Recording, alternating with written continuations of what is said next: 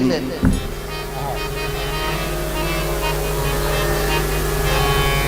তাকে ধর্ম সভায় নিয়ে এসে ছোট করবেন বলে সমস্ত ধর্মের গ্রন্থগুলি এক জায়গায় করলেন।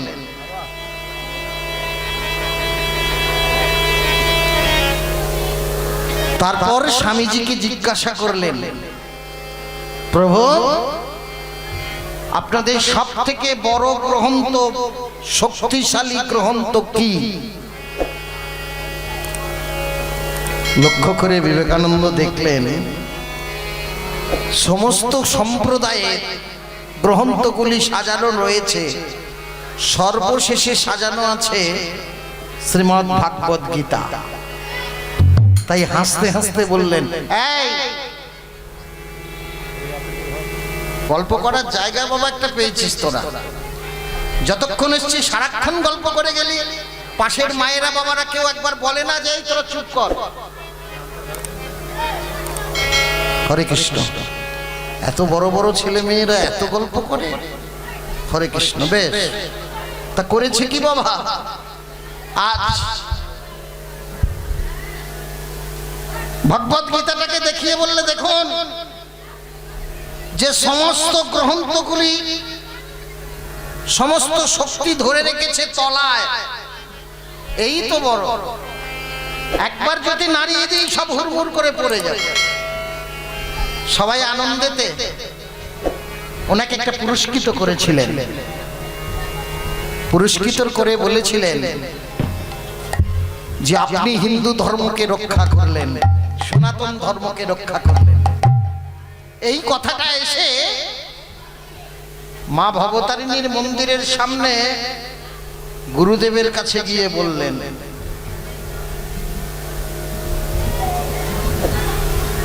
হে গুরুদেব, আপনি কৃপা করুন। এই দেখুন গুরুদেব, আমি সনাতন ধর্মের শ্রেষ্ঠ পুরস্কারটি লাভ করে এনেছি। কিসের দ্বারা জানেন? বুদ্ধির দ্বারা। বুদ্ধি কোথা থেকে আসে? বিদ্যে থাকলে বুদ্ধি আসে। তাই আমি লেখাপড়া করেছি, তাই আমার বুদ্ধি আছে।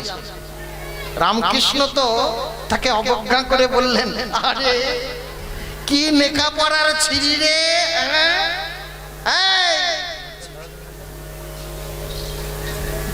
অনেকক্ষণ থেকে তো খেলা করছিস, নামটা বলতে পারবি? পারবি না। কথা বলতে পারবি, খেলা করতে পারবি বাবা। আজকে নরেন্দ্রনাথকে বলছেন, বিলেকে বলছেন, বিবেকানন্দকে বলছেন যে লেখাপড়ার অহংকার করছিস, ভালো করে সোজা করে নামটা বলতে পারবি? বাবা বিবেকানন্দ এত দূর লেখাপড়া করে চমকে উঠেছেন। কি বলছো ঠাকুর, একটা নামটা বলতে পারবো না?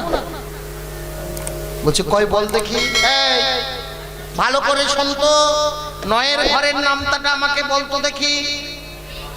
নয়ের ঘরের নামটা, নয় একে নয় দুগুণে 18, 3 9 4 9 35, 36, 5 9 6 9 7 9 8 9 9 9। ঠিক মনে হচ্ছে স্কুলে বসে আছি। আসলে সত্যি কথা কি জানি, এরা যারা বললো বাবা ঠিক বলেছে না ভুল বলেছে? বাবা যা মায়েরা ঠিক বলেছে। কি বলেছে আমি একবার মাইকে বলে দিই, তোমরা ভালো করে শোনো। আমি কি বলেছো তোমরা? তোমরা বলেছো 9 একে 9, 9 দুগুণে 18, 3 9 27, 4 9 36, 5 9 45, 6 9 54, 7 9 63, 8 9 74। ও আচ্ছা ঠিক আছে, শুনছে। 8 9 72, 9 9 81, 9 10। আচ্ছা তাহলে কি ঠিক বলেছে? আজ নরেনকে যেই না জিজ্ঞাসা করেছে নরেন ঠিক এইভাবেই বলে গেছে, কিন্তু ঠাকুর শ্রী রামকৃষ্ণ হাসতে হাসতে বললে, হলো না, হলো না, ওরে নরেন, হলো না। সোজা করে নামতে বলতে পারলি না, ভুল বললি। সঙ্গে সঙ্গে নরেন কোমর বেঁধেছে। গুরুদেব, ভুল ধরার অধিকার কার আছে? দেখবেন বাবা, আমরা যারা না জেনে শুনে ভুল ধরি, তারা খুব খারাপ কাজ করি। যদি জেনে ভুল ধরি তাহলে ঠিক আছে, তাও তার সম্মান রেখে। আর না জেনে ভুল ধরা মানে অতি নিম্নমানের কর্ম। তাই বলছে, ও ঠাকুর, তুমি তো আমার ভুল ধরলে। ভুল কারা ধরে যেন? কারা? এই ভালো করে শোনো, ভুল কারা ধরে? যারা সেই বিষয়টা ভালো জানে। না জেনে ভুল ধরতে নেই। তা আমার না হয় ভুল হয়েছে, তা তোমার তো ভালো বলো, ঠিক আছে, তুমি যখন ভুল ধরেছো তাহলে তুমি তো জানো, তাহলে তুমি আমাদেরকে বলে শোনাও। কি? সবাই বলছে ঠিক হয়েছে, কিন্তু রামকৃষ্ণ বলছে ভুল হয়েছে। তাহলে বলো তো, নয়ের ঘরের নামটাটা আমায় বলো। রামকৃষ্ণ ঠাকুর বলছে, এ নরেন, আমি তো নেকাপড়া শিখিনি রে, আমি কি করে বলবো বলতো? না, তোমায় বলতেই হবে। ঠাকুর শ্রী রামকৃষ্ণ হাও হাও করে কাঁদতে কাঁদতে মা ভবতারিণীর ঘরে গিয়ে বলছে, দেখ মা, নরেনটা আমাকে কত ছোট করলো মা। ও যদি ও আমাকে কিনা বলছে নয়ের ঘরের নামটা আমি বলতে পারবো। মা, তুই আমাকে বলে দে তো মা, আমি বলে দিই। নরেনকে একবার বলে দিই, দিই না ঠান্ডাটা ঘষে দে না মা, দে একবার বলে দে। মায়ের আশীর্বাদের ফুল মাথায় নিয়ে ঠাকুর শ্রী রামকৃষ্ণ বললে, কি বললো একটু মন দিয়ে শুনুন বাবা। কি বললো জানেন? বললো, নয় একে নয়, নয় দুগুণে নয়,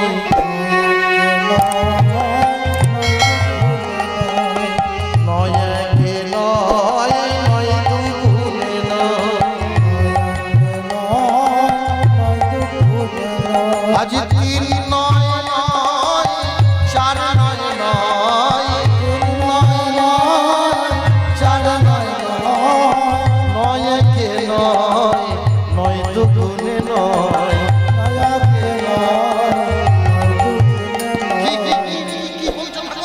তুমি কি বলছো আমাকে পরিষ্কার করে বলো তো? ওরে শোন শোন শোন, নয় একে নয়, নয় দুগুণে নয়, তিন নয় নয়, কেউ কারো নয়, কেউ কারো নয়, কেউ কারো নয়। এ তুমি কি শোনালে ঠাকুর?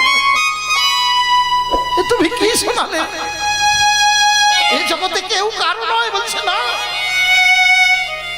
ওগো, রামকৃষ্ণ কি ভুল বললো? বললে নয় দুগুণে নয়, তিন নয় নয়, চার নয় নয়। আর এরা কি বললো?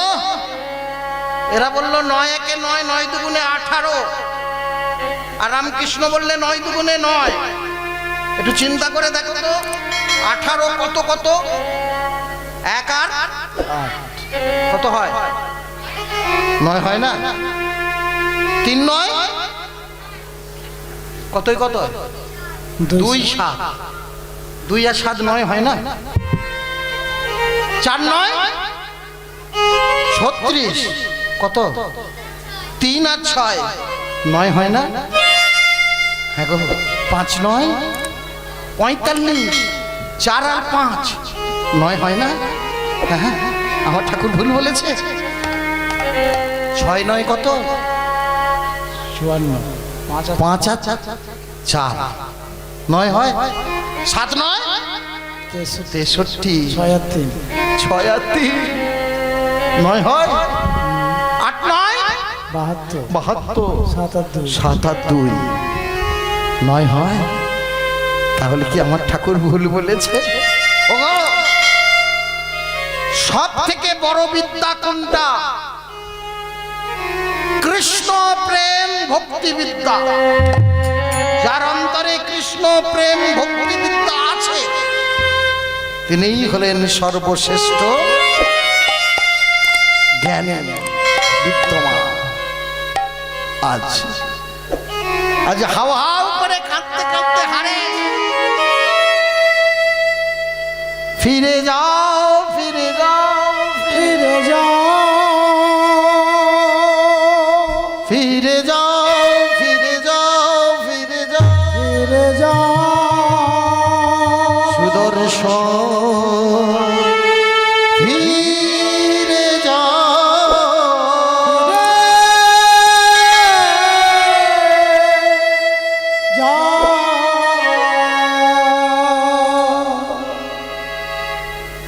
যেই সুদর্শনকে ফিরিয়ে দিল অমনি ইকবাল, জাহাঙ্গীর, রমজান এরা ছুটে এসে কোমরের দড়িটাকে খুলে দিল। বললে, হারেস তুই আমাদের জন্য এত ভাবিস? তুই আমাদেরকে যারা যে মারতে এলো তাকে ফিরিয়ে দিলি? হ্যাঁ গো চাচা, তোমরা তো কোনো দোষ করনি, তাই তাই তোমাদেরকে মারবো কেন? ওরে হারেস, আর আমি তোর গায়ে এক ফোঁটাও হাত দেব না, কারণ আমি জানি এত মার সহ্য করতে তুই পারিস, আর আমরা মারব না। শুধু শুধু করজোড়ে তোকে একটা অনুরোধ করব হারেস, হারেস আমাদের একটা কথা শুনবি? বলো চাচা, আমায় কি বলবে বলো? হারেস, হারেস তোর গায়ে আর হাত দেব না, তুই শুধু একবার বল হরিনাম করা ছেড়ে দিবি, হরিনাম বন্ধ কর হারেস। চাচা, দেহের মধ্যে এক ফোঁটা রক্ত থাকতেও আমি এই হরিনাম ছাড়তে পারবো না চাচা। খণ্ড খণ্ড করো যদি, করো যদি এই মোর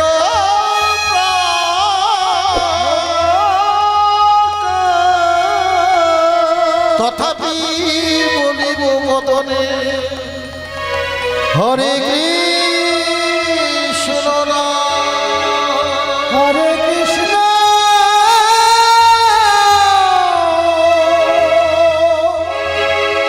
হরে কৃষ্ণ। আমি বার বার বলবো, হাজার হাজার বার বলবো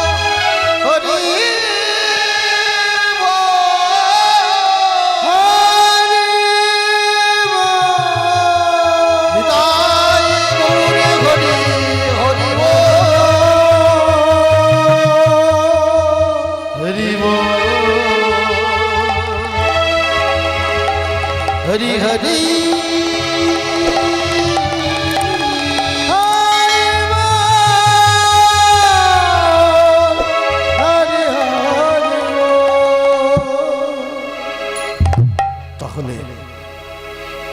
তাহলে একটা কথা বলি, তুই যখন বেঁচে থাকতে হরি বলা বন্ধ করবি না, তাহলে তাহলে আমাদের কথা একটা রাখবি হারেস? বলো চাচা, কি কথা বলো? তুই মরে যা, তুই মরে যা। দেখ কেন বললাম জানিস? তুই যদি মরে যাস তুই একা মরবি, আর তুই যদি না মরিস তাহলে আমরা তিনজনে মরব। কেন জানিস? হুজুর বলেছে হরিনাম বন্ধ করতে না পারলে তোদের তিনজনের গদ্দান নেব। আমাদের তিনজনের গদ্দান নিলে তিনটে সংসার ভেসে যাবে রে। আর তুই তো একা। হারেস, আমাদের কথাটা রাখবি হারেস? তোমাদের বাঁচার জন্য আমায় মরতে বলছো চাচা?